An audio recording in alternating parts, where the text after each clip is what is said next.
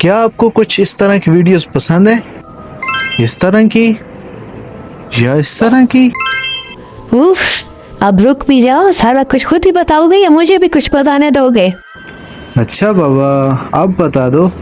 شکریہ، تو میں آپ کو بتاتی چلوں کہ میں اور میرا دوست اینیمیٹڈ سٹوریز بناتے ہیں جو ہوتی ہے ایڈونچر سے بھرپور، جو آپ کو ایک نئی دنیا کا احساس دلاتی ہیں۔ تو چلیے آج کی سٹوری شروع کرتے ہیں۔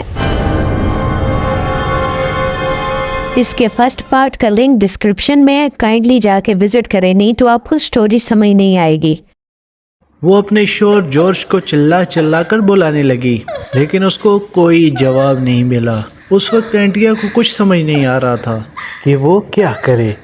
اب ڈری سہمی وہ لڑکی وہیں پر کھڑی رہی اور زور زور سے رونے لگی، لیکن اچانک سے اسے ایک انجان انسان کے رونے کی آواز آئی، اور پھر اسے اپنے ہسبینڈ کے رونے کی آواز آئی۔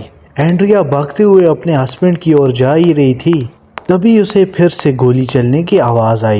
اینڈریا بھاگتے ہوئے اس کمرے میں پہنچی، لیکن جیسے ہی وہ وہاں پر پہنچی تو اس کے ہوش ہی اڑ گئے۔ وہاں پر اسے جارج کی لاش ملی، جس کے سر پر بھی گولی لگنے کا نشان تھا۔ اس کی لاش کے پاس وہی بندوق پڑی تھی جو اس کے فادر کی لاش کے پاس کچھ ٹائم پہلے رکھی ہوئی تھی۔ اس کے بعد اسے ایسا لگا کہ جیسے اس کے کندھے پر کسی نے پیچھے سے ہاتھ رکھا۔ اینڈریا کو کوئی پیچھے سے جکڑنے لگا۔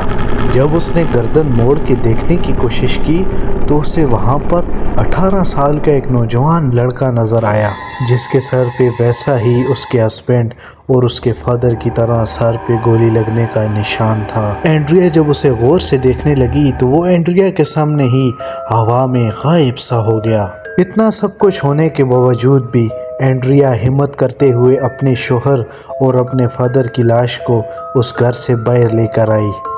اس حادثے کے بعد وہ خاموش رہنے لگی اور اس میں کافی سارے بدلاؤ بھی آنے لگے، حتیٰ کہ جب جارج اور اینڈریا کے فادر کو دفنایا جا رہا تھا اس وقت بھی جارج کے فادر اور اس کے اور بھی رشتہ دار وہاں پر موجود تھے، لیکن کسی سے بھی اینڈریا نے کچھ بھی نہیں کہا۔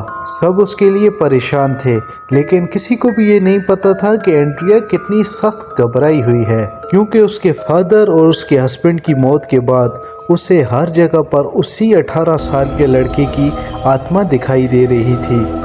وہ اتنا خطرناک تھا کہ وہ کسی بھی وقت اینڈریا کے جسم کو اپنے قبضے میں لے لیتا تھا اور اس کے کان میں ایک ہی چیز کہتا رہتا تھا کہ وہ اس سے بے پناہ پیار کرنے لگا ہے، اگر وہ بھی اس کا پیار ٹھکرا دے گی تو وہ اسے بھی زندہ نہیں چھوڑے گا۔